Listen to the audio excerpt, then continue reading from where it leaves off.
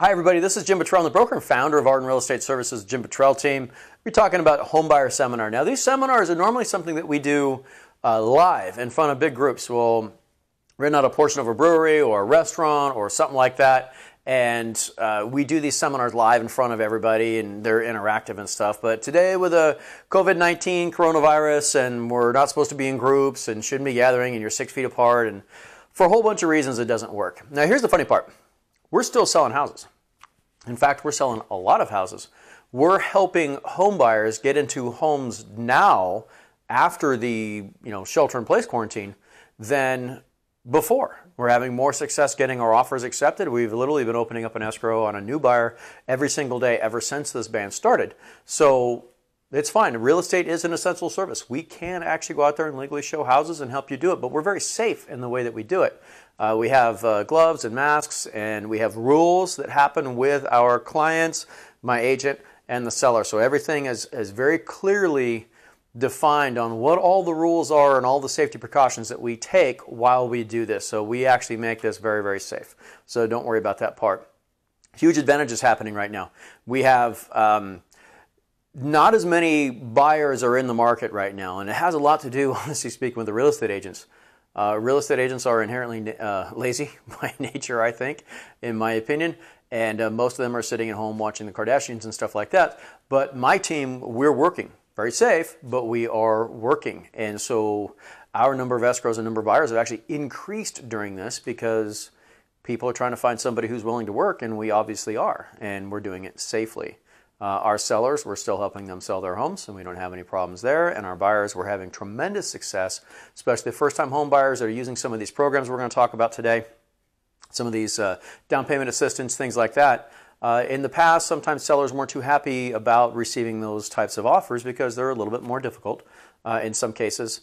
And there's just a bad perception. It's false narrative, but it's a bad perception, so we work through it. But if there's 3 or 4 offers in this house and you have somebody putting 20% down and you have somebody needing the down payment assistance, the down payment assistance, well, that's going to be a tough battle to win. But right now, it is not. So right now, there's an opportunity that we haven't seen ever before, and it's not just the fact that there aren't other buyers out there, it's the fact that we have the lowest interest rates in this nation's history happening right now.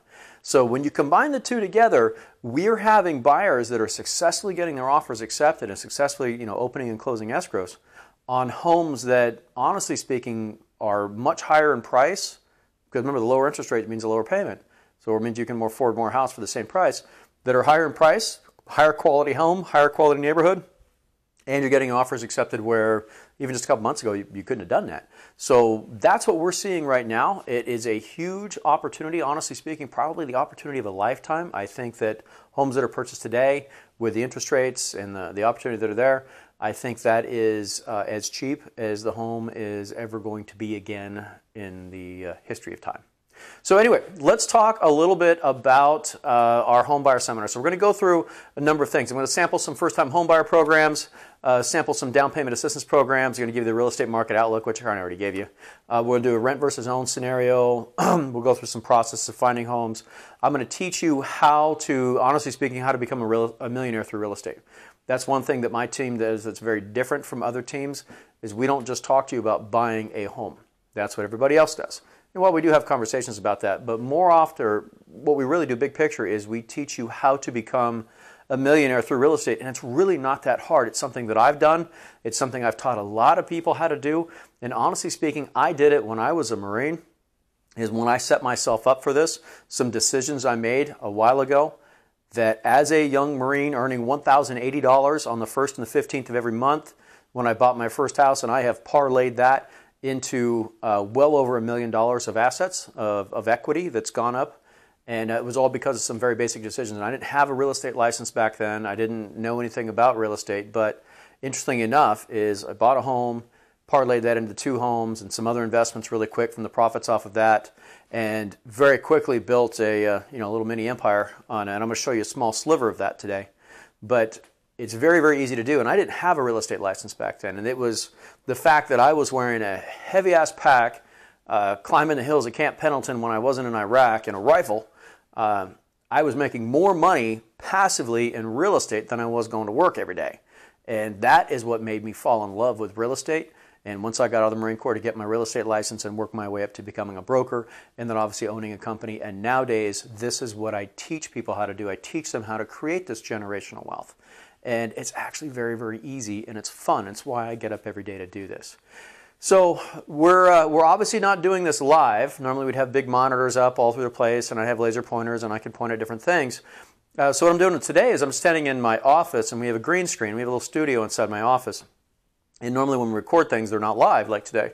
And so I have somebody who's going to be putting things up here against this green screen here while I'm talking. Now, here's the downside. I don't see anything here. And kind of like the weatherman, but the weatherman has a TV right on the ground in front of him. So while they're pointing, they can see that the Florida is actually up here. I don't have that advantage.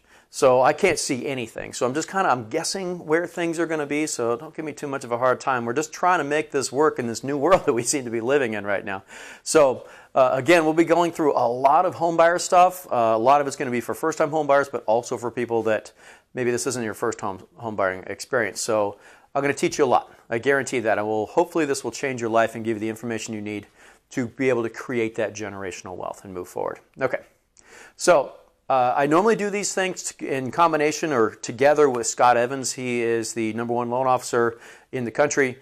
He's a local guy, and Scott and I are friends, and it's kind of funny. So I have the top team here, and he has the #1 lender, and it's not that weird outside the normal spectrum of reality that the two top guys would get together and start doing things like this. So big advantage there if you end up wanting to move forward to own a home, which I hope you do, and you use my team, and hopefully you use Scott as well, that you would have the top real estate team, using the top lender, and I'm Scott's #1 client, so then now you get head of the line privileges with the #1 lender, so that's actually pretty neat. So Scott does a lot of stuff with this as well. Okay, so why, the slide says, why'd you come here today? Why are you sitting in front of your monitor today? Well, you start asking yourself, where do you want to be financially in 5 years? What's stopping you now? Where are you now? Well, why you came here is you wanted an education. Hopefully you're not just bored, have nothing to do. Hopefully you really want this education. Take some notes, sit back, grab yourself a cup of coffee, whatever it is you want, and pay attention. Ask yourself where you want to be in 5 years. Do you want to start having financial independence? Normally if we are in a large room with 50 to 150 people, which is where we normally do this, we just ask some questions in the audience. Where do you want to be in 5 years? And most people say, I want to be a homeowner. I don't want to live paycheck to paycheck. I want to start to become financially independent. These are all things that I can teach. This isn't just about buying a home. I'm teaching you guys generational wealth, how you can pay for your retirement through other people paying for investment properties. Is very easy to do. And then someday when you leave this earth, you can hand your children a bunch of paid for rental properties that will give them advantages that maybe you and I didn't have. I would ask people, what's stopping you now? And in reality, we get a bunch of different answers, but they all boil down to the only thing that's stopping them is the person looking back at them in the mirror. It's just that fear. I think it's really hard, and then I ask them where they are now. So there are 5 ways to become wealthy inside the United States. There's actually more than 5, but there's 5 basic ways to become wealthy in the United States. So normally, again, in the big group, I would be asking people to shout them out. All right, and we get a bunch of answers, but the 5 most common ways to become wealthy in the United States. #1 is you marry into it. You inherit it. That's one of them. So it's going to work out great for you if you've got the rich uncle that happens to like you. I have one of my good friends has an extremely wealthy uncle, but my buddy is not in the will, unfortunately. So maybe you have that rich uncle, parents, or I jokingly say a sugar mama or a sugar daddy. Maybe you have one of those, and if you do, good for you. But most people don't. Sometimes they play the stock market. And there's occasionally somebody gets wealthy playing the stock market, but I don't know too many people who do. It's incredibly hard, it's incredibly time consuming, it's incredibly risky. If you guys have watched what's happening to the stock market over the last 30 days, lost about 40% of its value, but you know what didn't lose any value is real estate.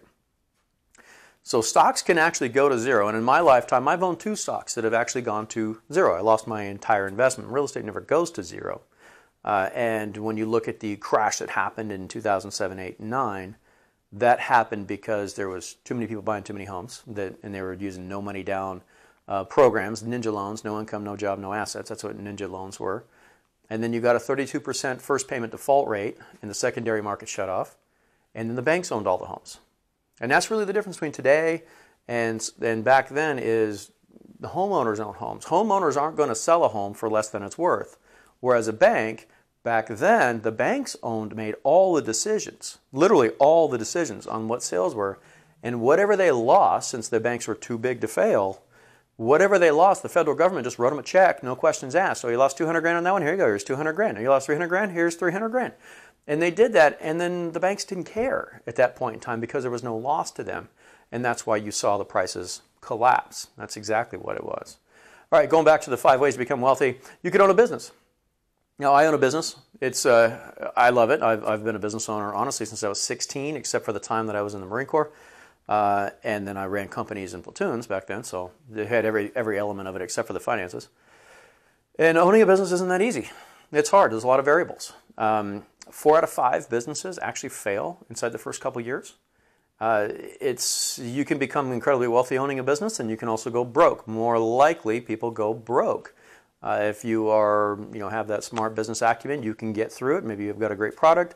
Maybe you get lucky. More often than not, people do not. You could be, the next way is you could be an entertainer, athlete, winning the lottery. Those are questions I always ask in the big seminars. Hey, who's an entertainer, professional entertainer, is wealthy? No hands. Never had it. And I've been doing the seminars for 2 years now. Never had a hand go up. Who has made money being a professional athlete? Never had a win, or never had a hand go up. And then how many people have won the lottery? More than a good chunk of money, more than $1,000, and I've never seen one of those either. All right, and then the last way to become wealthy is owning real estate. Now that is the common ways person of becoming a millionaire, if you will, a net millionaire. In fact, 80% of the world's millionaires made their money through real estate, not through going to work each day. They made their money through appreciation in real estate. 80% of the world's millionaires made their money that way. So that's what I teach people. It's how I did it. Okay, so going to Scott Evans real quick. This is the lender of all lenders.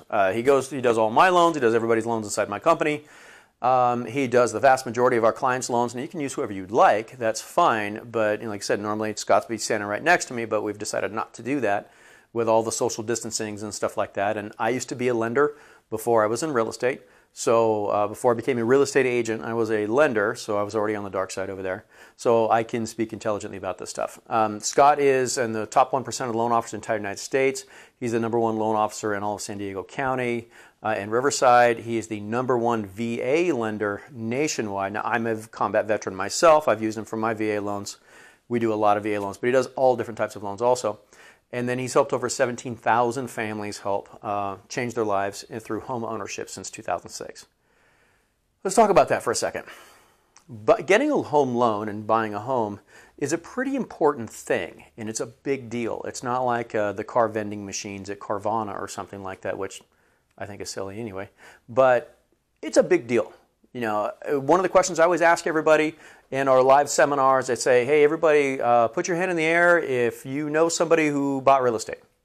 Most all hands go up. And I said, okay, so now put your hand in the air if it worked out really well for them. A bunch of hands go up. Now I want you to put your hand in the air if it didn't work out very well for them at all. And the hands go up.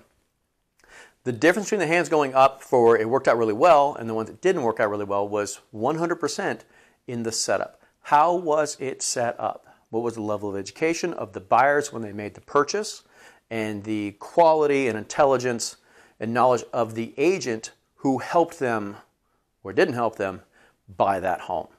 That is the difference in the people who did really well in real estate and people who didn't do really well in real estate. Now, if you're going to trust your financial future to somebody, wouldn't you want it to be with somebody who has done it a lot of times? I mean, I equate it to getting heart surgery for somebody. Do you want that heart surgeon who's done that surgery 17,000 times, or do you want that person who's done that heart surgery 12 times? Which one would you want? Obviously the 17,000 times. Scott didn't ascend to being #1 by accident. And so I would strongly encourage you to use him. You can use whoever you'd like, but I would strongly encourage you to use him. So here's my team now. That is a picture of my wife and the colors, the American flag and the Marine Corps standards behind us. You can find us. We're one of the top teams in the entire country. We were Trulia's top team in California just recently. We've been detailed in Forbes magazine, detailed in the Wall Street Journal just recently, so we got to update our graphics on that, and then put it into America's top team right there as well. You can also see that we've won the VA Housing Award, Circle of Excellence, all kinds of awards. I get to be on TV, covers of magazines, things like that. It's all fun stuff, but it is an evidence of success. So if you're going to be making such a big decision like this, I would say probably make sure you choose somebody who knows what they're doing. So you can see here from this graphic, and I'm going to move out of the way just a little bit because we're putting stuff up in this area. Again, I can't see it. I'm just talking to a camera. I can't see anything. But you can see over the last 24 months that I and my very small team have sold 464 homes. We've changed the lives of 464 families. Now, conversely, the average agent sells 2.8 houses per year. That's it. You know that most real estate agents rent? Interesting statistic that's not out there that much. It's not because they want to. It's because they don't make enough money to do it. Because they only sell 2.8 houses per year. That is the national statistic of the average real estate agent.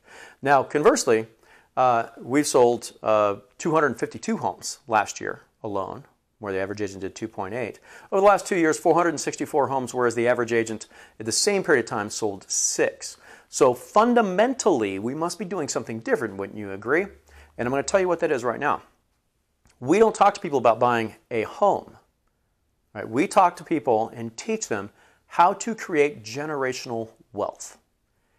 How to have a home that pays for their retirements, or homes that pays for their retirement, because I'm actually just a few months away from being 50 years old. Yeah.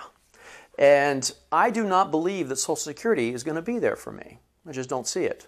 So that means if you're younger than me, which you probably are if you're watching this, because most people are nowadays, that means that if it's not around for me, it's not going to be around for you. So you need to start figuring out, how are you going to pay for your retirement? Savings isn't going to work. You're going to have some passive investment vehicles that spit off cash. You need to start thinking about these things. The younger you think about it, the younger you are when you think about it, the better off you're going to be 100% of the time. So start thinking about this, and it's very, very easy. Right? So that's the difference that we do versus the other agent. Now, here's another picture. Why am I here? You can see that was my one of my military photos, a younger, not quite as good-looking version of myself. You can see we do a lot of charity work. You can see the Wounded Warrior homes, and of course the picture of my family. We have one other little one, our surprise baby, so I need to update that photo. Now, this next slide here, this is us giving back. So it's a very important thing that we do as a real estate team, is we give back as much as we can.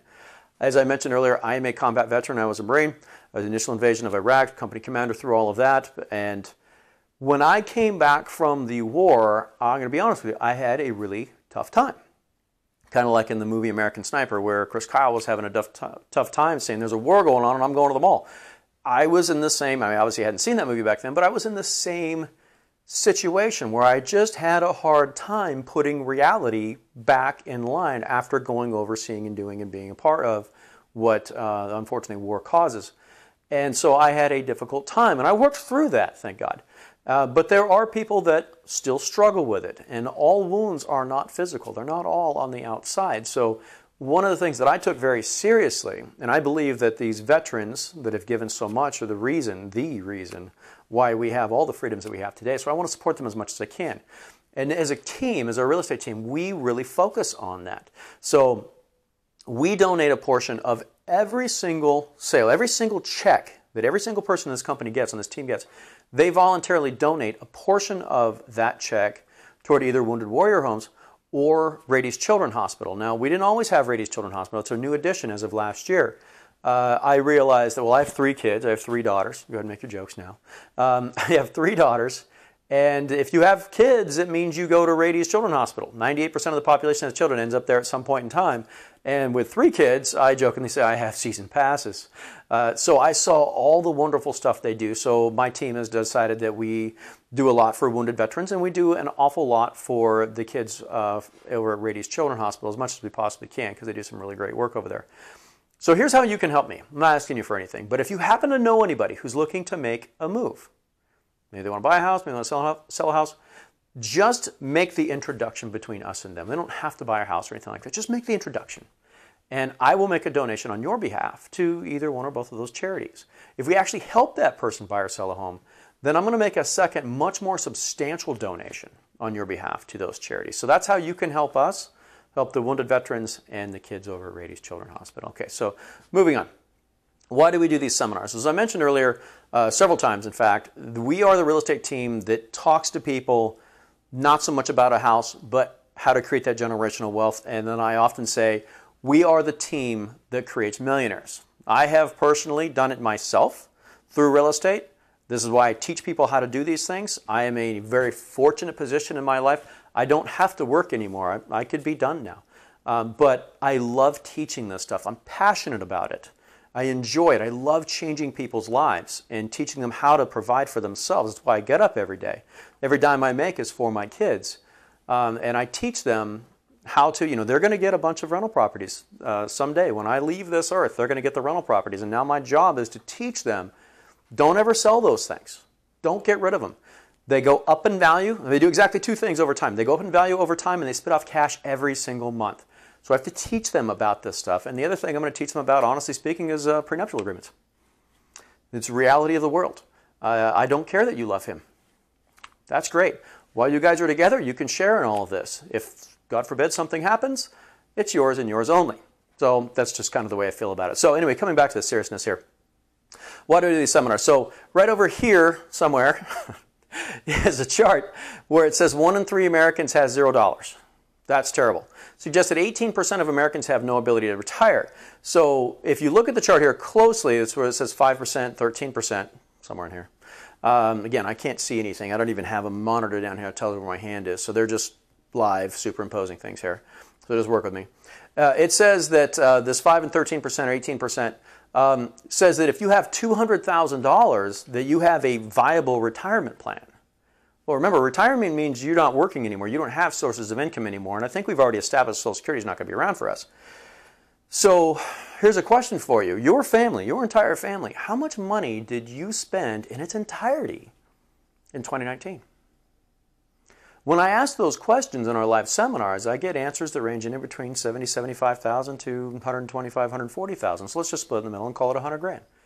All right, so if you have $200,000 in savings and your burn rate is $100,000 a year, how long till you're broke?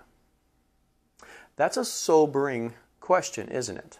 And hopefully a bunch of you lean back in your chair and just realized, oh no, because that's what I'm trying to do, to make you understand that maybe your plan isn't big enough, and that's what I'm here for. Now, in my head, I know how to prevent this older couple over here, right? I know how to prevent that from happening to everybody. It's actually very, very easy. And that's why I do these things. I want to get that plan out to as many people as I possibly can. And again, I talk about real estate, and there's lots of ways to make it, but what I talk about is real estate, in my opinion, it's very, very easy to do. So this is what I teach, is what gets me up every day. All right, so I'm going to go through a bunch of scenarios here and what the perceived barriers are and the different types of loans out there, because most people seem to think that it requires 20% down to buy a home. It does not. It doesn't at all. I mean, you can do 20% if you want. I don't like the fact of what we call buying equity. I don't think it's a very good investment to buy equity. I think it's very poor. There's an opportunity cost that goes with that, and it's one of the things I teach.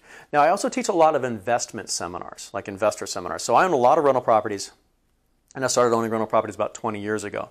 And the equity gain is over 7 figures, well into 7 figures, and the positive cash flow that kicks off already while they still have mortgages on them. Now, in about another 10 years, the first one's going to be paid off. Now, remember, I didn't pay it off. The tenant did. The tenant bought the house for me. Positive cash flow is now used to buy additional properties. It's all very easy. So this is all stuff that I go through in my investor seminars. So we're going to be putting a number here at the bottom. If you want to be involved in one of those investor seminars, which we're going to be doing virtually as well, call the number. Call the number and say that you'd like to be signed up for the next investor seminar, and we'll make sure you get set up for that, because that's fun. I've owned a lot of rental properties. There's a very specific plan that I have, a formula, if you will, with my rental properties, my personal rental properties. And in 20 years, I can tell you I've never had a single day of vacancy, and I've never had a single day of problems with any of my properties and any of my tenants, because I follow a very specific formula, which I'd be happy to share with you. It's actually very, very easy. Okay, coming back to the biggest perceived barrier with home ownership. Down payment. Most people think they need 20%. Well, it's actually false. You don't. You can do it if you're a veteran, you can do it with zero. In fact, if you're not a veteran, you can still do it with zero. There's all kinds of down payment assistance programs. They're very, very easy. Misinformation. They go out. People think that you need perfect credit. People that they're unaware of the grants and down payment assistance programs. It's a scary process. And I'll tell you, when you buy your first home, yeah, it is. It is, and it shouldn't be, but it is for everybody, myself included. Later on, I'll show you guys what I call the velocity of money, how I bought my first home, and I'll talk a little bit about how scary it was and how I was going to cancel my own first escrow that has now led to everything that I have. And had I not had a random phone call from my father talking me out of it, I would not be where I am today. So thank you, Dad, if you happen to be watching today. Some people think it's overwhelming. Where do we start? Well, you've already started. You're watching this, so in good shape. Sometimes they think they don't have the income also. So we're going to go through just a couple of the loan programs and down payment assistance programs. So there's your normal conventional loans. This is 3%, 5%, 10%, 20% down or more. There's FHA, 3.5%. I've purchased homes using FHA, 3.5% down before. VA, 0% down. I've done that myself as well. USDA, haven't done that one. Jumbos, 5, 10, 15, 20%. I've done those. And then there's a lot of other programs out here. And I'm going to get in a couple ones because a lot of people, again, think they need big down payments. We help people buy homes all the time that don't have any down payment. And you don't have to be a veteran to do that. So just keep watching. Down payment assistance programs. Now we're going to talk about just a couple of them. All right. So there's CalHFA. This is California Housing Finance Agency. And there's GSFA, which is Golden State Finance Authority. So these are two of the main programs. But again, I think Scott told me there's something like 193 programs out there that he has access to. I'm going to talk about basically two of them. Also Cross Country Scott's team, he can lend in all 50 states. So if you are you're watching this, but you are thinking about buying somewhere else, there's two things you need to know. One, Scott can still help you in all 50 states. And two, in the real estate world, I've actually become kind of famous. I speak all over North America to large groups of brokers and real estate agents, and I've become friends with a lot of people. In fact, people all over North America. So if you want to make sure that you are working with somebody who's pretty good, because like I said, the skill and experience of the agent can really be the difference between whether or not you're set up for success or not, just let us know. Odds are where you're going, I know somebody or can make a phone call or two and find somebody and ask a couple questions and make sure that they're good. So that way, and I don't have a dog in the fight. I don't have anything to gain out of it, but I'm happy to do it for anybody. Anyway, so moving on to CalHFA products. So there's a couple variations of this CalHFA. They've got their conventional loans, their plus loan, and then we'll move on to the My Home assistance programs. This could be a loan amount of 3% or conventional 3.5%. Now that could be used for your down payment. So now suddenly you have a zero down payment loan. So it can go towards your down payment, it can go towards your closing costs, and it has no payments, and these payments their payments are deferred for the life of the loan, which means until you either sell or refinance the property. Now that's one where you have to actually pay the loan back. We have plenty of them where they've got forgiveness in them as well. I'll talk about just a couple of those. Now if you are a school teacher or part of anything, honestly anything that has anything to do with schools, you can get this 4% toward the closing costs of the loan, and this one has no payments again for the life of the loan, and we talked a little bit about the different stipulations in it. Now this one that's really neat is this GSFA Platinum Select. Now this is the other type of program. This is a gift up to 5%. Now this means they're giving it to you. Not only there's no payments, you never have to repay it back.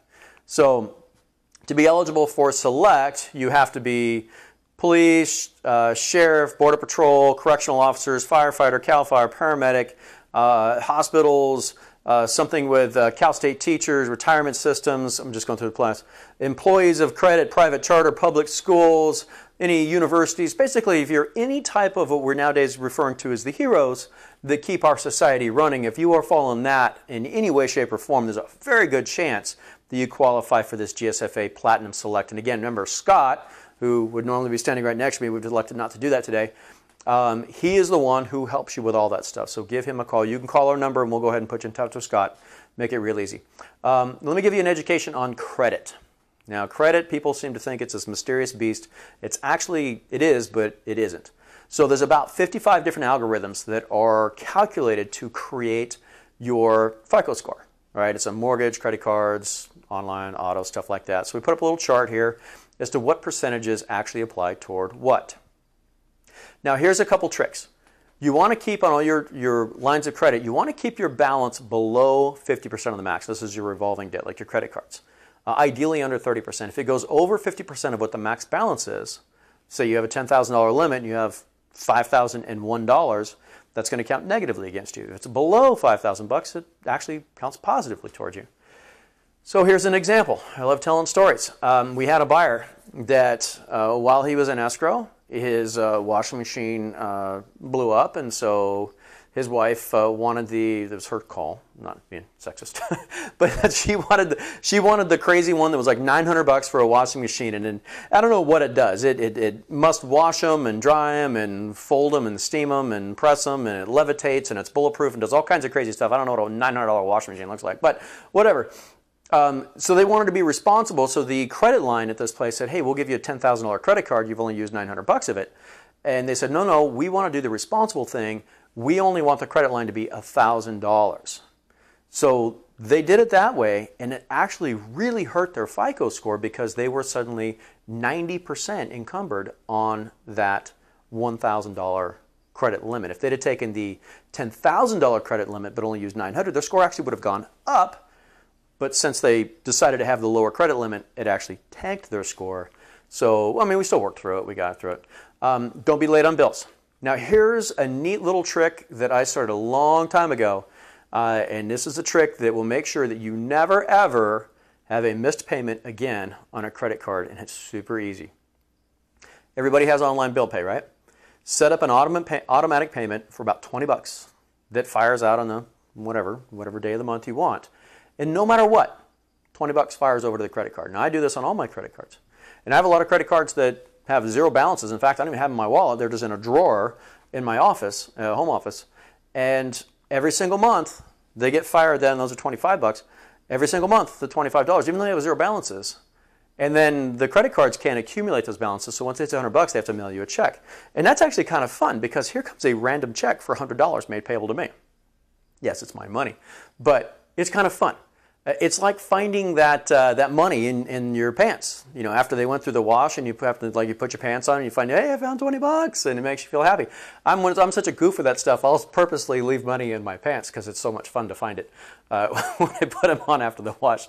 So this is kind of the same thing where you get that check for $100. It's kind of fun, but more importantly, no matter what, you made a payment to your credit card. Now, I'm not saying do that in lieu of or instead of the actual real payment you would make. This one just fires out automatically, and no matter what. So if you forget to pay the bill, it falls behind the desk or something like that, you made a payment to the credit card company, so you don't get any lates. That's the easiest way in the world to make sure that you never have any late payments or anything. Don't pay old collections. Now, this one's kind of weird. It kind of goes against what you might think. If you happen to have an old collection, don't go pay. Say, hey, we're going to buy a house. Let's clean up our credit. Let's go do this stuff. No, you got to talk to Scott first, because they have all these predictive computer programs that will tell you all dollars aren't the same. So if you have some money, pay this, don't pay that. But going back to the collections, you got to understand that whoever you have has a collection, whether it be Verizon or AT&T, they seem to be the favorite ones, the ones we see most often. They have to pay the credit reporting agencies, you know, Equifax and all them, every single time they report on you. They have to pay them because most people seem to think that these credit reporting agencies are like free government agencies. They're for-profit businesses. And so for an agency to report something, whether you made your payment or didn't make your payment, they have to pay those companies every single time. Well, if they've got an unpaid collection, they're going to stop paying it at some point in time and saying, we're not getting any benefit of this. This is just costing us money, so they stop reporting it. But if you decide that it's like, hey, I'm going to go pay this, guess what they're going to start reporting again? Now they're going to show a paid collection or something that maybe had fallen off or would fall off. So my point being is don't do anything financially. If you're going to start going into the world of, hey, we're seriously considering becoming homeowners, don't do anything without talking to the professionals first, because you may think, hey, I've got $100 or $200 or whatever amount of money. Let's pay off this credit card or let's do this. Trust me, all dollars aren't created equal, because if you send this over to them and say, hey, look, I've got $500 and this is what my whole debt outlook looks like. I was thinking of paying off this credit card. They can say, yeah, you can pay that credit card and move your credit score 3 points using our computer programs. But if you take a little bit here and then you need to put it on that card instead, now you just improve your score 40 points. And by the way, that service is free. So I would say definitely do that.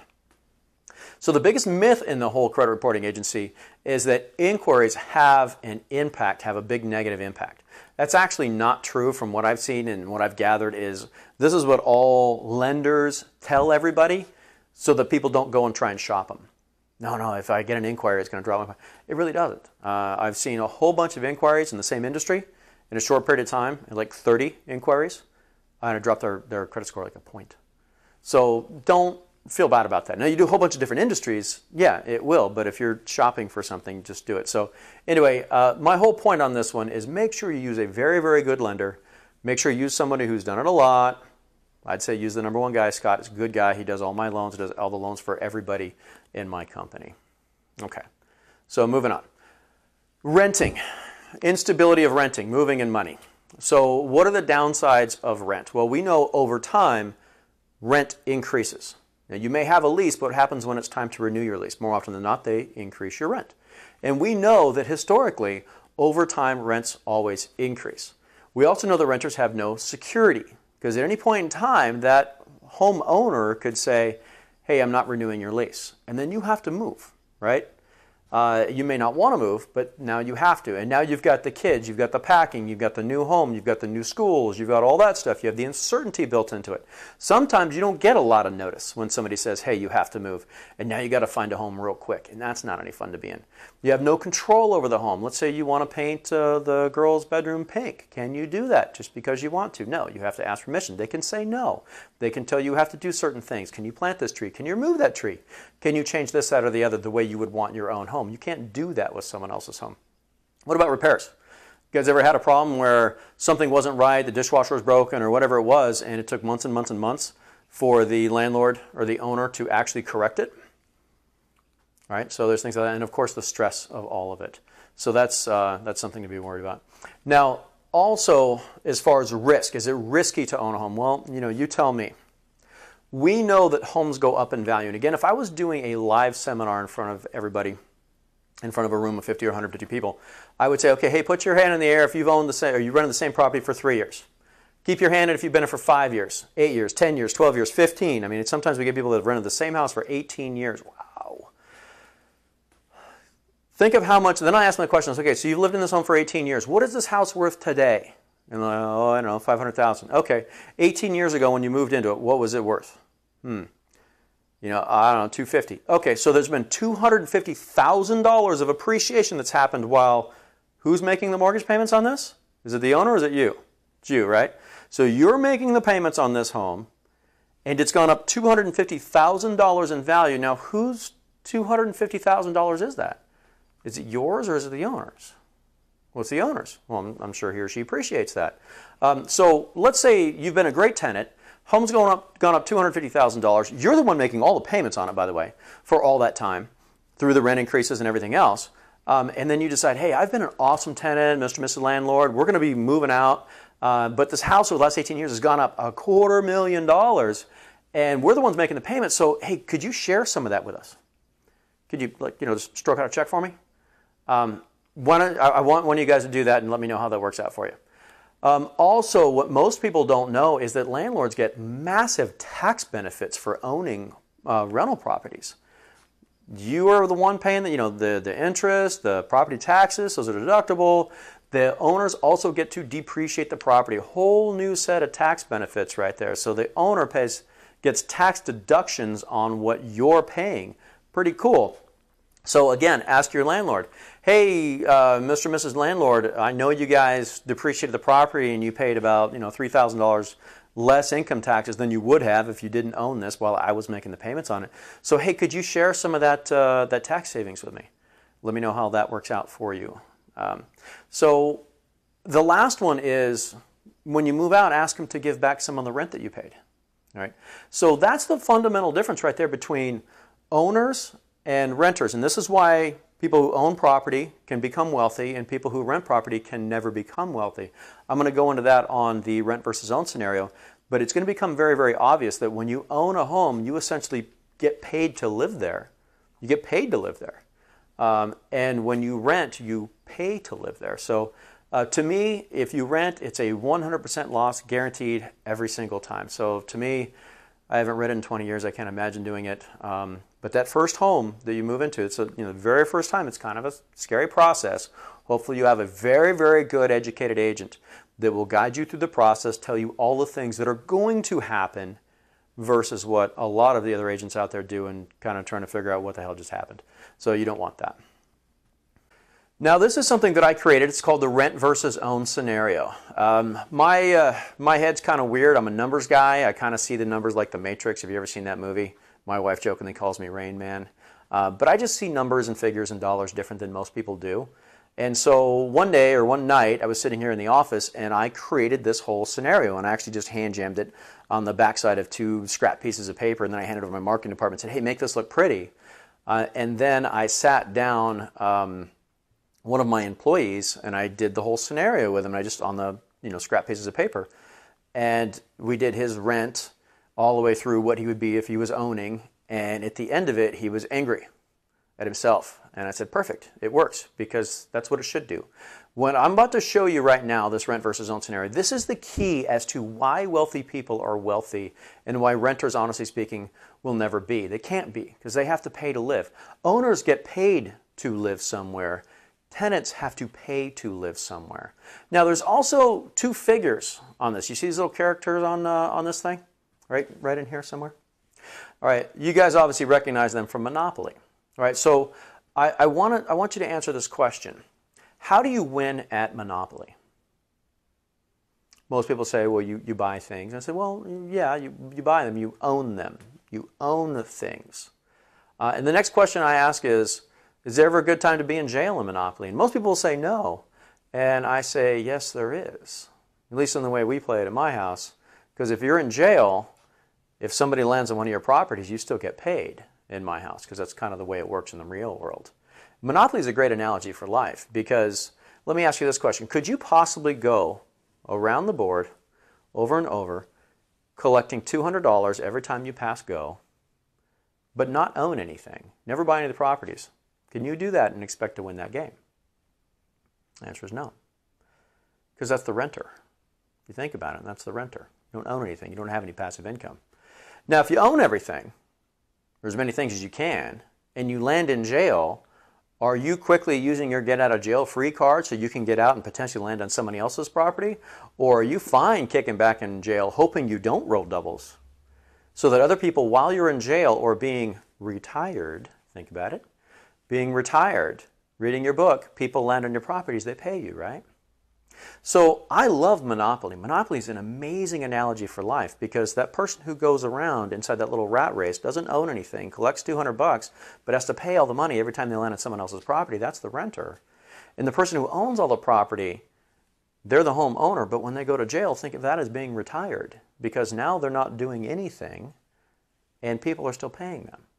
So that's why I love Monopoly so much, and it's something that I played a lot with my older kid, and I've got 2 little ones that aren't quite ready for it, but I can't wait to start playing with them. Okay, so we're going to walk through a scenario right now. We're going to use a hypothetical scenario, and we're going to go through the numbers, and what I'm going to do right now is I'm going to teach you again, as I already said, why wealthy people are wealthy and why renters will never be. All right, so let's say that you live in a property and your rent is $1,795 a month. Now, let me ask you this question. Over time, does that increase or does it stay stable? Some people will say, well, I have a lease. Well, yeah, what happens at the end of your lease? They're always going to increase your rent, right? So we know rents over time increase. Now, who's it paid to? Well, it's obviously paid to the owner.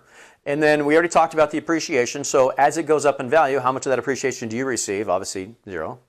All right, and the tax benefits, I already talked about that. How many of the tax benefits do you receive? Well, none. The owner keeps all that. The owner keeps all the appreciation. The owner keeps all the tax benefits.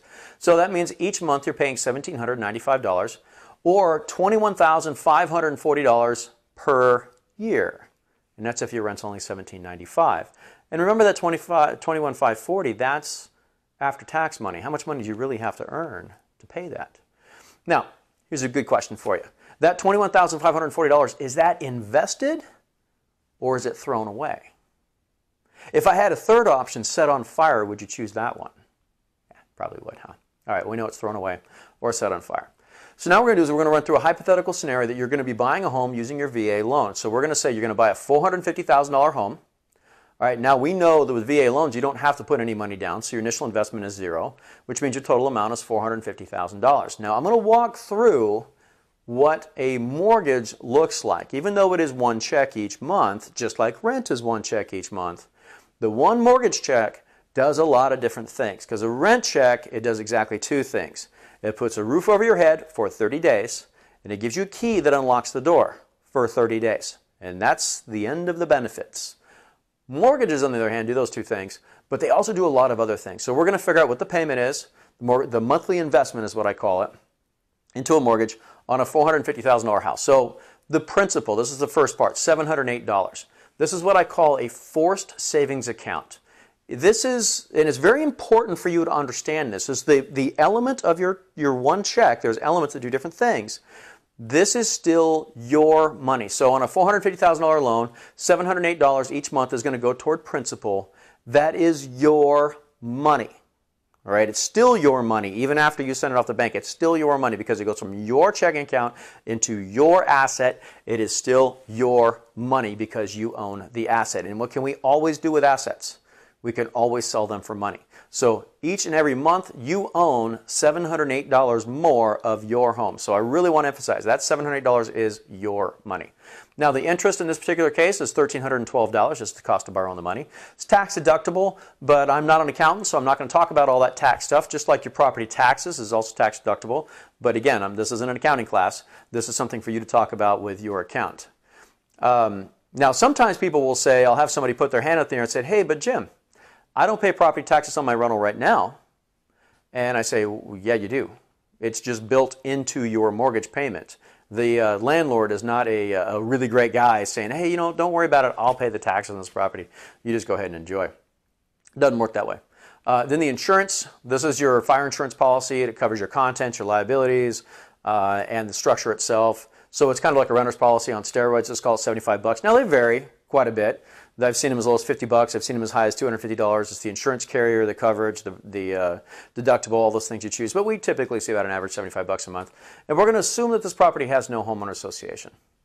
Now, one thing I want to say about this. When we get together, which I hope we do, we're going to do this scenario for you using your personal real numbers. This is an example, but we're going to use your personal real number so you really understand exactly how it works out for you. So if we find a property that has an HOA, we come back and redo this using the HOA. So what this does, when you add this all up, is a $2,507 monthly investment. Now this is where sometimes people say, well, Jim, if my rent is only $1,795 a month, what makes you think I can possibly afford $2,507 a month? It's a legitimate question. But let me ask you this question.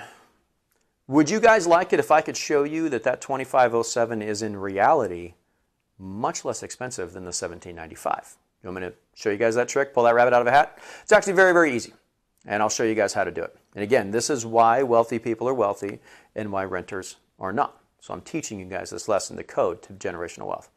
All right, so a monthly payment of $2,507. Now, you guys, VA loans are 30-year fixed, so that means that payment is fixed for the next 30 years, so we know that payment doesn't change. Now, that is a slight lie. It actually changes a little bit each year as property taxes fluctuates a little bit. So this year's $2,507, next year might be $2,512. It's not a big change. It's not worth going through. All right, so we already have your total monthly investment of $2,507, but remember that forced savings account? Whose money was that? It was your money, right? All right, so it's still your money. Just move from your checking account to your asset. It's your money. All right, so if I take that $708 of your money back out of that, now we're down to $1,799. Now we're almost at the exact same amount as the rent. But remember, the rent doesn't appreciate, doesn't give you tax deductions, doesn't do any of those things. But houses do, and now we're at the same amount. Now we're going to go through, this is the really fun part, what I call the velocity money. Now this is your estimated purchase price. We're going to go through $450,000. Now, let's say we go out today, we find a wonderful $450,000 home. And that home today costs $450,000. We're going to assume appreciation rate of 4%. California historic appreciation rate is 4%. I don't see us, and again, we're in this time of this coronavirus. Here's the interesting thing that I'm seeing. we're not seeing big advantages in the market right now as far as price fluctuations in sellers. We're just not seeing that many sellers come to market, and there's still a ton of buyers coming. So while there are some advantages, we're not seeing any actual market decline in prices. Those only happen, those kind of crashes only happen when the banks own all the properties and the government's writing them a check for whatever their loss is, and that's what happened in 2007, 8, 9. Not happening today. So we might see an adjustment, but still historically 4%. So the house today you look at is $450,000, assuming a 4% appreciation rate. Next year, 1 year from today, that house will have appreciated $18,000. Now let me ask this question. Who gets that $18,000? Whoever owns the property. Could be you, and it could be somebody else. But whoever owns that property is the one who gets that free $18,000 just showed up. So that means in 1 year, that house that today is $450,000, 1 year from today, that same home is $468,000. That's how much that home's going to cost 1 year from today. So the reason I go into such detail on that portion of versus today versus 1 year from today is a lot of times we get people that say, hey, you know, Jim, I'm going to wait. I'm going to save up a bunch of money. I want to save up about 20 grand, and then we'll buy a house next year. Well, first of all, I don't know that many people that have the ability to save $20,000 after taxes in 1 year. There's just not many of them.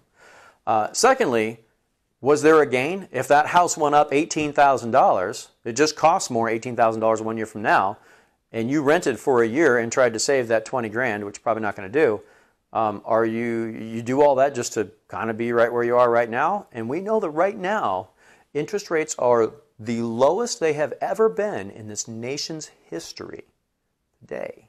So that's a big deal because they're not going to be this low 1 year from now, and that is the most critical factor you need to look at everything. So we know this property is going to go up $18,000 over the next year.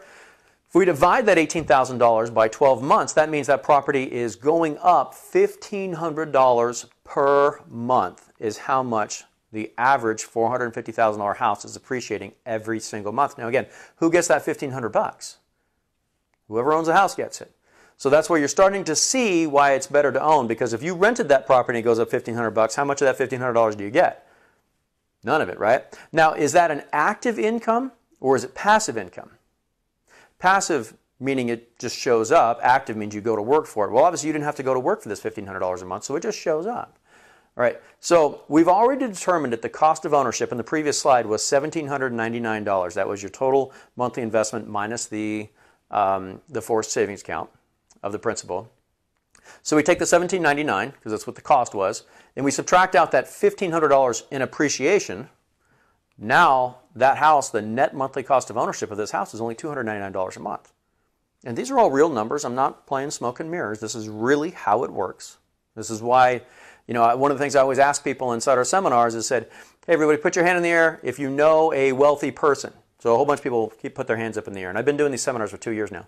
Okay, keep your hand up in the air if that wealthy person rents. In 2 years, I've never had one hand stay in the air. Not one.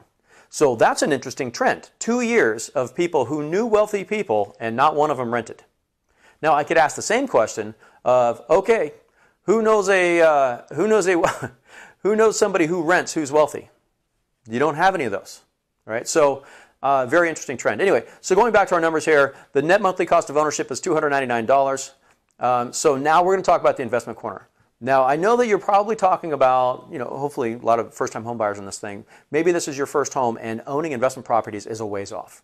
Well, maybe not. I really like to talk to people about how they can become millionaires, create that passive income that will pay for their retirement years, and that someday when they leave this earth, they can then hand these homes, these paid for, hopefully paid off, rental properties, paid for by someone else, hand these to their children. You know, like I said, I have a lot of rental properties now, and in about another 10 years, the first one's going to be paid off, and every couple of years after that, another one will get paid off. So that's how I'm going to pay for my retirement, is rental income. There's no mortgages on them. So the rental income will pay for my retirement, so I don't have to worry about that. And then someday when I leave this earth, my daughters will get these properties. Now, like I said, I have 3 daughters. You go ahead and make your jokes now. But for me, the biggest thing there is I want to teach them, do not ever sell these properties. Very, very important. Keep these properties forever because they do exactly two things over time. They appreciate in value and they spit off cash every single month. So you just keep them. And the other thing I'm going to teach them about is prenuptial agreements.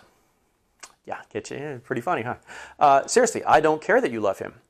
This is your property and your property only. Great. When you guys are together, you can share in it. But if something happens, God forbid, very clearly, he gets none of it. Sorry. So anyway, I'll teach them about that stuff.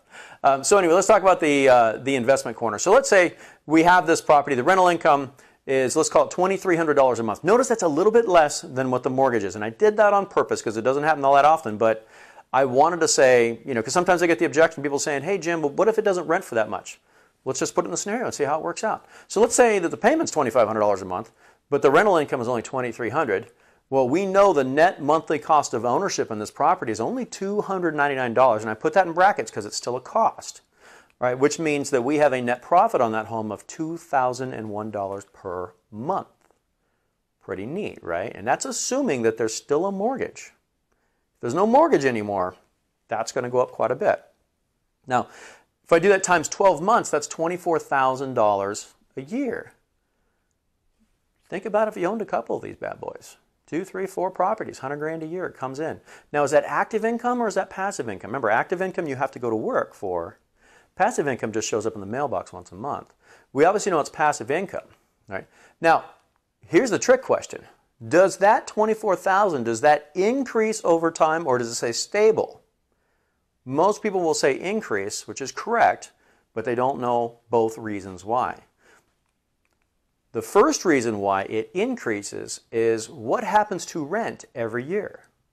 We increase the person's rent every year, right? What happens to your 30-year fixed mortgage every year? It stays the same. So your cost each month or each year stays the same, but the amount of income coming in from the tenants goes up each year. So that $24,000, that's actually your worst case scenario because next year you'll probably charge an extra $50, $70, $100 per month. That gets added on and it starts to accelerate dramatically. I teach an entire different seminar for investors where I go into a lot of details about this and I tell my story about how I bought lots of properties and we go through details in each one. If you ever want to do one of those seminars, give us a call, number below, and we'll get you set up for one of those seminars. Those are pretty neat. It's good information. All right. Now, cost of waiting. As I also call this, the cost of doing nothing. The cost of waiting, if you're going to sit around and wait, that's fine. You want to wait 6 months, a year, 3 years, that's okay. I'm still going to be in real estate. I'd love to help you then also. But I just need to make sure that you understand there is a cost to waiting. So let's take your current rent of $1,795, right? And we know the net monthly cost of ownership is $299, so that would be expense there. So the monthly cost of waiting is $1,496 per month. That means that your balance sheet, your net worth, is not increasing the $1,496 per month that it would if you owned a property. Remember, owning, it is a necessity to live. You have to have it. So why wouldn't you get this extra $1,500 a month? So let's say you just want to wait 6 months. That's okay. You can do that. Just understand it's going to cost you almost $9,000 to do that. All right. Now, if you decide, hey, we're going to wait a year, it's okay. That's fine. You can. I'll still be here in a year. But 18 grand is what that costs you. All right. And if you want to be kind of silly and say, I want to wait 3 years because I want to keep renting and building my landlord's retirement. I want to fund his retirement for another 3 years before I start working on my own. Then that's fine. You can do that, but it's about $54,000 to do that. So I would say probably not. So that is the cost of waiting, or as I also call it, the cost of doing nothing. All right. So this is my rent versus own scenario. Again, this is the key to generational wealth. If you paid any attention to anything that we talked about, really start to learn this stuff because this is the trick as to why wealthy people are wealthy and why renters, honestly speaking, can never be. And it's a harsh statement. All right, so I'm going to do now what we call the velocity of money. This is another thing that I created once. I had one of my young agents, as I was trying to explain to people how when I was a young a Marine, I bought my first house and how I have parlayed that into a bunch of homes that have a pretty substantial net worth and value and rental income. And it was all set up when I was a young Marine, and I kind of hand-jammed it on the whiteboard and stuff and tried to really explain it to him. And then one of the guys came in once and said, can you draw this out? for us and use this, because I think that if we had some sort of graphic, we could really teach people and understand them. And I said, well, I don't normally share my finances and stuff with people like that, but let me go home and talk to my wife and see what she thinks, because we're going to be sharing some stuff. And I brought it home to her and I explained it to her, and she looked at me and said, well, could this help people? Could this help people with their financial life? And I said, well, yeah, obviously it will. And she said, well, then we don't have a choice, Jim. We have to do this. I said, you're absolutely right. We do. We have to do this. So this is a portion of my story. I own a lot more properties than this, but I'm going to show you what I did with my very first property, the first decision that I made. Now, again, I'm referencing a green screen. I can't see anything. So like I said, the people that are doing this live are superimposing things behind me. And I'm hoping that I don't even have the advantage of the weather person's monitor down here where I could be looking at the monitor to see where my hand is. I have nothing. So I'm just talking to a camera. So it's kind of hard. Anyway, so the velocity money. So go back 20 years ago in December 1999, I was a young Marine, and I bought my first house here on Sundance. I'm sorry, on Cannon. And I paid $249,000 for it. And back then, interest rates were like 9%, so they were pretty high. So it was a pretty substantial payment. And it was my first home, and it was very scary. It was very, very difficult to do. And in fact, at one point in time, I was in the process of canceling the escrow because my fear got a hold of me more so than my logic did. And I had a very random phone call from my dad, and my dad he's my hero, he's my best friend. I still talk to him every single day. He's been the best man at both my weddings. In any case, he said, how you doing, son? And I said, I can't do this, Dad. I can't afford it. It's just too much money. And and he just said, hold on, son, calm down for a second. And he walked me off the ledge, and I went through with that initial decision to buy that home. Now, that home was a very mediocre home. It was not my dream home, and I'm gonna apologize in advance right now. I'm gonna burst your bubble and explain to you that your first home is just your first home. It is a necessary stepping stone to get to your dream home, but it's not your dream home. It's never going to be your dream home. Odds are you're going to live in that home for no more than 3 years. That's statistically speaking, 3 years max. Now, I lived in that home, in this first home right here in Cannon, for 2 years and 1 day. Anybody have any idea why I did the 2 years and 1 day? For taxes. Because if you live in a home as your primary residence for 2 years, 2 of the last 5 years, so it could be broken, that's considered your primary residence, and your sale and all the profits you get from it are tax-free. So I bought that home for about $250,000, and 2 years and a day later I sold it for $350,000. Did very well. By the way, I didn't get a deal on that house. In fact, I overpaid for it. I was very unhappy that I almost didn't buy it over that $4,000, too much more than I thought that house was worth. And I'm glad I did, because I paid $4 grand more than it was worth. Even I know that today. But at the end of 1 year, or excuse me, end of 2 years, I sold it for $100 grand more than I bought it for. So who really cares about the $4 grand? Anyway, so I sold it for $350,000 after paying my selling fees. Oh, and by the way, as most 20-somethings do, you have to borrow some money from mom and dad, right? So I had to pay mom and dad back. And then after that, I walked with $80,000. How much tax did I pay in the $80,000? Zero. Not a nickel. Who else could use? I was a 20-something and had an extra 80 grand tax-free in my account. Pretty cool. So I still needed a place to live. So then I bought this house up here on, again, I can't see anything, I'm guessing, up here on Sundance. Now, that actually was kind of a nice house. That first house was a very mediocre house. It was very humble, not exciting. But this house on Sundance was actually pretty nice. I paid $399,000 for it. I put my 5% down payment. Now, I used down payments on both these first two. Even though I was a veteran, I was active duty at the time. One, I didn't know much about the VA loan, so I didn't think about it. And two, back then, they really weren't that great. Today, awesome. Best loans around. But back then, maybe not so much. Anyway, so I bought that first house on Sundance, but I put 20 grand down on that. So I still had, 60K in my pocket. And that was a great home. And I lived in that home for 14 years. Here's just a little side note. Don't ever live in a home for 14 years. You accumulate way too much crap, and when we were finally moving out, It was gross. It was disgusting, like 14 years of cat toys under stuff and furniture. It's just terrible. So anyway, don't do that. Move around a little bit more than that. It's very cleansing for the soul. Anyway, so we lived in the house 14 years, but what am I going to do with the 60 grand that's left over? Well, the first thing I did, a couple months later, I bought my first dedicated investment property. Now this one's on Cerulean. So this is right outside. Have you ever been to Camp Pendleton, the main gate, Vandergrift Gate? As you were leaving the Vandergrift Gate, it's that very first development on the right. That is had been a phenomenal rental property. I paid $312,000 for it. And in almost 20 years now, I've never had a single day of vacancy, even though the tenants have churned a lot. In fact, all my properties and all my rental properties, I've never had a single day of vacancy, and I've never had a problem. And there is a code, a formula that I follow. I created myself, and I teach that code and that formula in my investor seminar. So again, hopefully we can superimpose the number down here. Give us a call. We'll get you set up for the next investor seminar and exactly how you can do that too.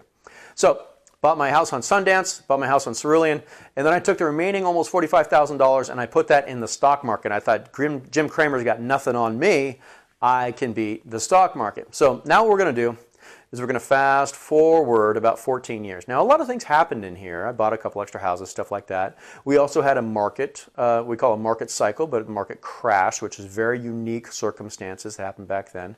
Banks owned all the properties, and the banks were just dumping them because the federal government was writing them a check for everything they lost, so they didn't care. Don't have that today. You don't have any foreclosures, things like that. Anyway, so we had the down market cycle. I bought some other properties, but anyway, I waited a long time before we did anything on this chart, and there's an old saying in real estate. You don't wait to buy real estate. You buy real estate, then wait. Time fixes everything in real estate. So going down at the bottom, that $44,000 has now turned into about $85,000 in the stock market. So I virtually doubled my money. And you think that's pretty good, right? Now, let's circle back here. This Sundance and Cerulean properties, they have increased in value by $719,000. $35,000 invested in the down payments in these two properties, increased by $719,000. Stock market, where I crushed the stock market averages, by the way, went from 44 to 85. Where was my mistake? Well, hopefully you answered, I should have bought 2 more properties. And you're right, I should have bought 2 more properties. But I learned more from my mistakes, and maybe this is an opportunity for you to learn from my mistakes so you don't have to make the mistake yourself. All right, so we're coming out here in 2015. Now my family has grown. We now have little kids, but most importantly, we have a home where all the bedrooms are upstairs, and we have 2 sets of grandparents that can't go up and down stairs anymore. And we want them to spend time with the grandkids. Both grandparents are out of state. They can't stay with us. We have no place for them to sleep. They will not stay in a hotel room. So basically, our grandparents were not seeing our kids, and our kids were not seeing their grandparents, and that became a big deal for us. So we said, hey, wait a minute. Why don't we make this Sundance property into a rental property? We'll come down here and we'll buy this new dream home style house on Arroyo. And what are we going to use for the down payment? Because back then, even using VA loans, we don't have it anymore, but you had to put a down payment in for anything over a certain amount.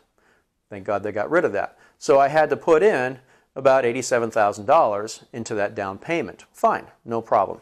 So I bought that home and we turned the Sundance home into a rental property. Now what's interesting about that is my mortgage is still a 2001 mortgage, but I'm now charging 2015 rent on it.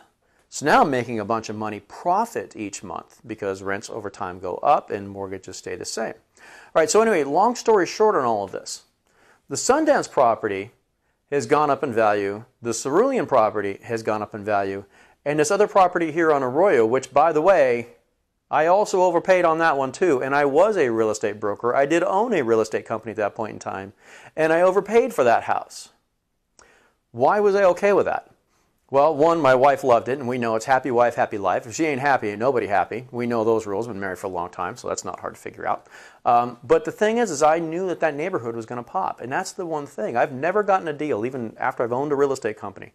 Now, this whole first part here, where I set all this up, I really want to point out, I was a Marine. I didn't have a real estate license. I didn't own a real estate company. Never sold a stick of real estate before. I was a Marine earning $1,080 twice a month. That's what I was making, and I set this all up because if you look at the equity gain of all of this, It's over $1 million in equity gain, $1,022,000 of today in equity gain. And I did that all set up when I was a young Marine. So if I can do that making just over $1,000 every paycheck twice a month, you can do that too. So it's not that hard. So in the end, we've got a couple properties with positive cash flow. We have massive equity gain, all because I made that first decision back here to buy that Cannon property. It was a very scary decision, so I'm not lying to you. Okay, hopefully you enjoyed the Velocity Money. This, again, I just set this all up when I was a Marine. As a Marine, I made a lot more money in real estate than I did being a Marine every day. So that is what made me fall in love with real estate. And then once I got out of the Marine Corps, made me want to get a real estate license, help people do this stuff, and then eventually own a real estate company and team and move forward that way. So here's a quick exercise for you. This is kind of fun. What can $10,000 earn you? Well, what was interesting is about 2 weeks ago, I had to go open up an account, a savings account. And they offered me 0.01% interest. Not 1% interest, not 0.1%, 0.01% interest. And I had to do the math a couple times in my head because I was sitting there going, it's not $1,000. It's not it's $10. It's not even $10. It's $1. So at the end of 1 year, $10,000, if I left it in there for the entire year, they're going to pay me $1. And here's the best part. It's taxable. They're going to send me a 1099 to pay taxes on the $1. Pretty cute, huh? Okay, now let's say I took that same $10,000 and I put it in the stock market. And let's say the stock market was averaging 7%. Well, stock market's kind of gotten its butt kicked lately. But let's just say historical average 7%. So we're going to use that. So it's 10%, 7% for $10,000. At the end of the year, you earn $700. By the way, that is taxable at some point in time. So now let's go to the third option. Let's say you take $10,000, and you as a veteran don't even have to do this, by the way, but let's just say you do. You take $10,000 and you invest in a $400,000 home that's appreciating at 4%, which is the California historical average. $400,000 times 4% is $16,000. That's how much a $400,000 house would go up, is $16,000. Our previous scenario was a $450,000, but this is a $400,000. And by the way, since you live in this house, it's non-taxable, right? So the same $10,000 in a savings account earns $1. In the stock market, earns a very risky $700, or in a very safe home, earns $16,000. Where do you want to put your money? Hopefully not in a savings account. It's the same $10,000. Okay, so steps to success. I'm going to walk you through a couple things right now that you know about the real estate stuff. Again, hopefully at some point in time we have a one-on-one face-to-face when we can really teach you, because I'm just hitting wave tops right now. I have so much more to teach you. So I do want to sit down with you and do a one-on-one, but this is going to be just a brief stuff about the real estate purchasing process. So this is more stuff you need to know. Hope you're still enjoying yourself.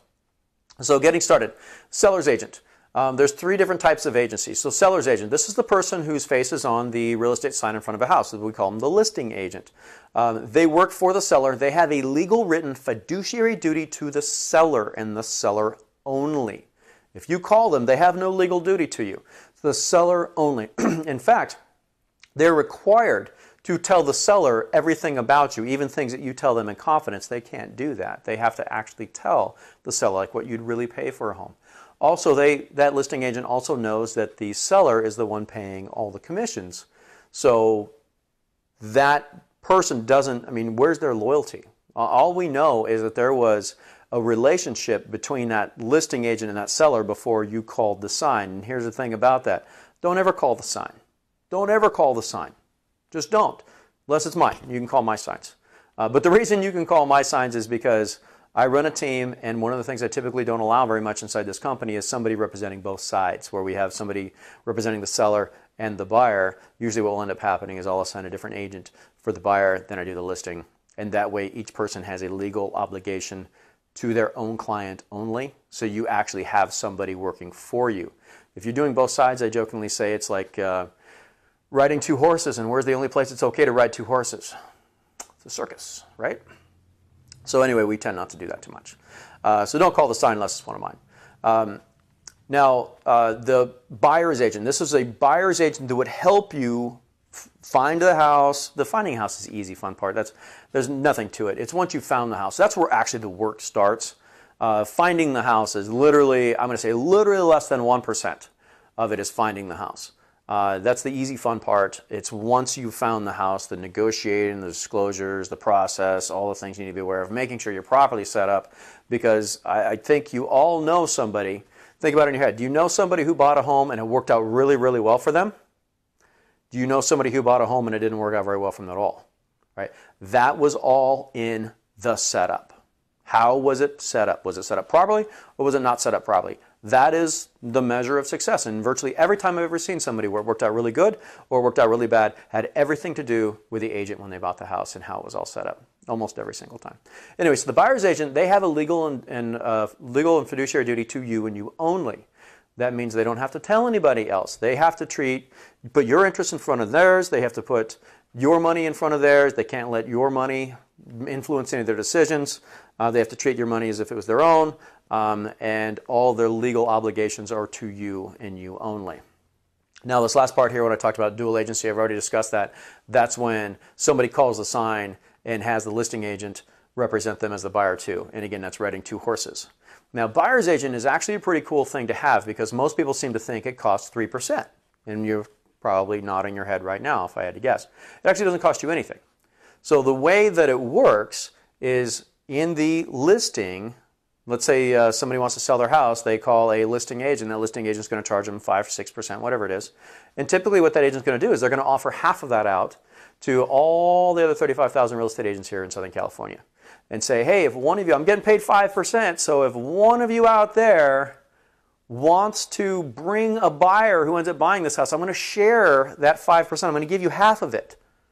And that's how real estate works here in California ever since 1992. And I'm going to get into the dirty little secret in a minute. Now, let me ask you this. If you were, when was the last time you bought a car? Anybody ever been in a car lot and you walked on the car lot and the person walks up to you and who is that? Well, it's a car salesman, right? Who does the car salesman work for? Works for the dealership. And what's the car salesperson's job?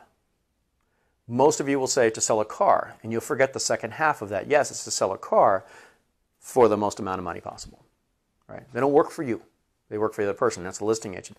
Now imagine you walked up on the car dealership this time, but this time you brought a professional, somebody who's been in the car business forever, knows everything about the car business, knows what the invoice really is, not that invoice they show you, knows what the rebates really are and which ones you're really eligible for, knows where the hidden money is, the trunk money, that knows everything about the industry, all the neat little tricks they're going to pull over you in what they call F&I, and in those little departments. Right, knows how all that stuff's going to do it and can actually, basically call everybody's bullshit, right, and run right on through the process. Now, if you had that professional with you from beginning to end, do you think you might have got a better deal on your car?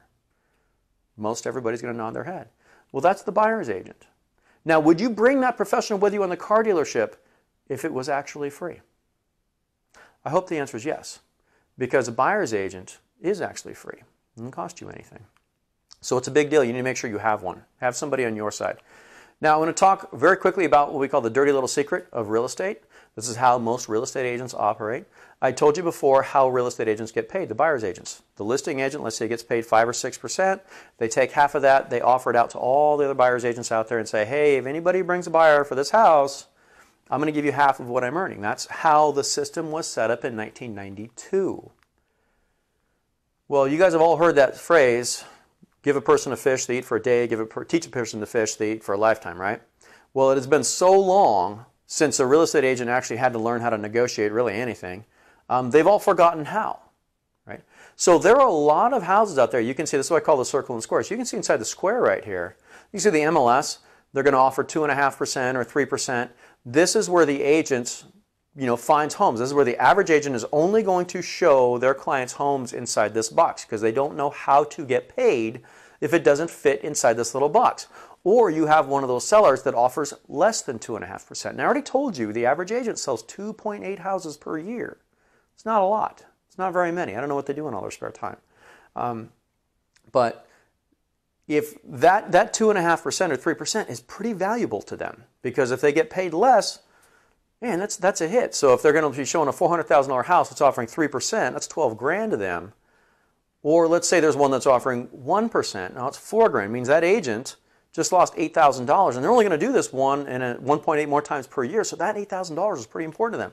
So what do you think happens when there's that listing? Let's say you as the buyer, you love this listing. It's a beautiful house. I love this house. I love this neighborhood. Everything is perfect about it. And the agent's like, oh, okay, great. Let's go ahead and take a look at it. And they pull up the multiple listing thing and they look at it and they see it's 1%. Like, ooh, well, I can't show them this house. This really happens, by the way. And they come up with reasons why they can't show it. It's got a broken foundation, it's got rats, there's ghosts in the attic, who knows what they come up with. But for some reason, they're going to make sure you don't get this house. All right, and that's how most agents work. Now, on my team, we know how to get all the houses inside the circle because I did this really crazy thing. I went and found somebody who sold houses prior to 1992, prior to that system where the agent offers out half their commission. And I asked him, I said, so how'd you get paid? And he told me.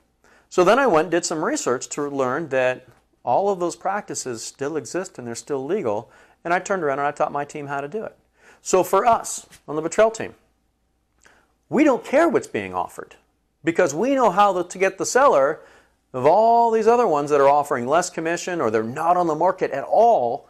We know how to get that seller to pay us legally, so it doesn't cost you anything. And in fact, about 1 in 5 of our buyers last year right now own a home that wasn't even on the market, wasn't on the MLS. So think about the advantages there. Right? So who you choose to help you find a home makes a very big difference. I say this to my team all the time.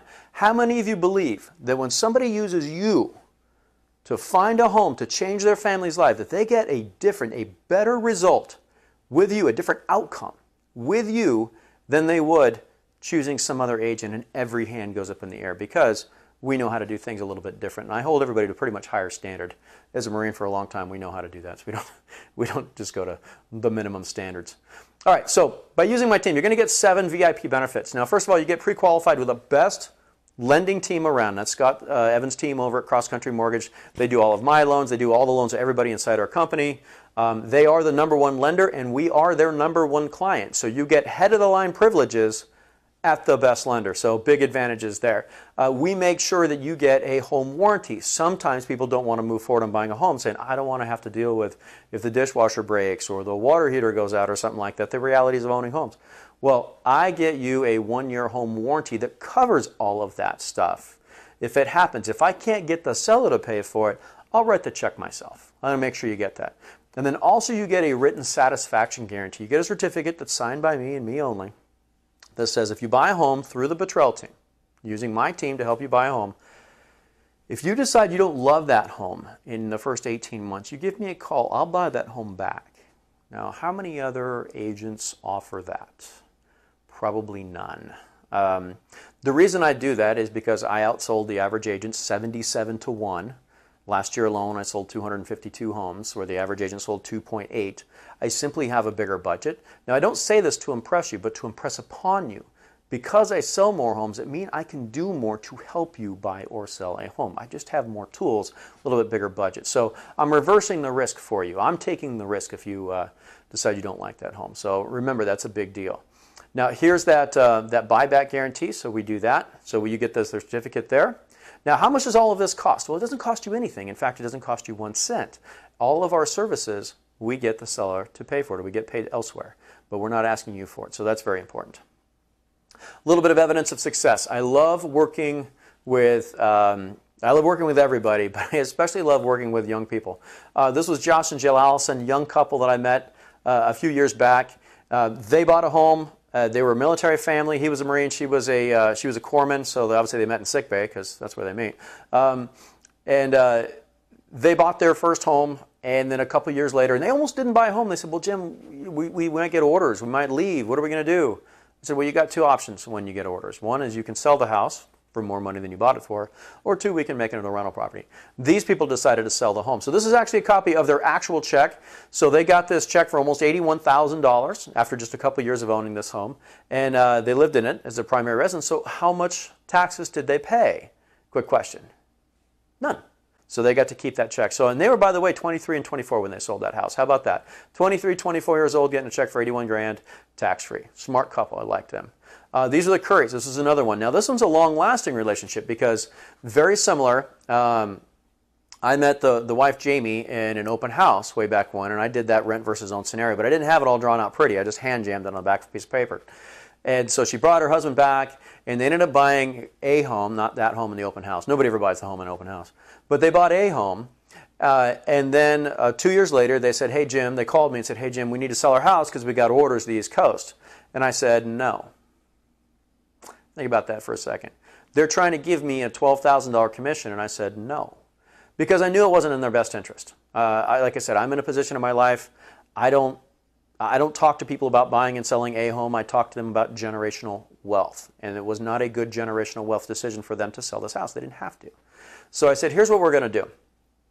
How about we make this property a rental property? Your home is in Rancho del Oro, so this is Oceanside. It is a great place. There's tons of military that want to rent here. So I also have a property management division to my company. So how about this? How about we just put in the property management division? We'll find a nice military family to rent this home for you for a couple years, and they're going to make your entire mortgage payment for you for those couple years while the house is going up in value. And then at the end of that, we'll go ahead and talk about whether or not you want to sell it or keep it as a rental property, because it was in their best interest to keep this property. So that's exactly what we did. They decided to make it a rental property for 2 years. At the end of 2 years, they decided to sell it. In those 2 years, while someone else was making their mortgage payment for them, that property went up an additional $45,000.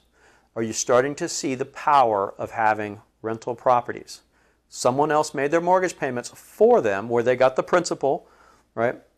They got the taxes and the interest deductions. They got to depreciate it, so they got tons of tax benefits. It went up in value, and the whole time someone else is paying for it. Pretty cool, right? All right, so they got a check for $113,000. Now, what's neat about the Currys is I still talk to them every couple months because they learned a lot from this. So he's a counter intel guy, and he bounces around duty stations constantly. I mean, it's like they're not allowed to sit down. But what they do is they buy a home at every duty station they go to. And now they have this long line of properties behind them, rental, rental, rental, rental, rental. And they're still, I think they just turned 30.